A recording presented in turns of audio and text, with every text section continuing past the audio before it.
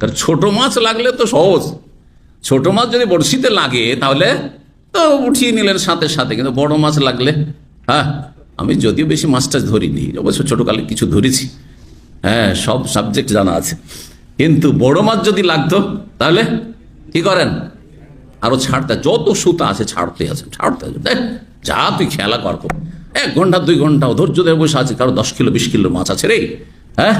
আর তারপরে তখন যখন নিস্তেজ হয়ে গেছে বড়শি খেয়ে, আর ও আর চলতে পারছে না, কত আর চলবে, নিস্তেজ হয়ে গেছে, তখন আস্তে আস্তে টানতে লেগেছে, বোঝা গেছে না?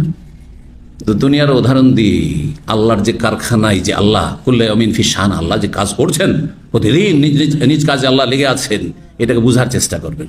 আল্লাহ পাপীদেরকে যদি সুখে রাখেন তো আল্লাহ ছাড় দিয়েছেন, ছেড়ে দেননি, ছাড় দিয়েছেন ছেড়ে দেননি, কখনো প্রতারিত হবেন না, ধোঁকা খাবেন না। জি।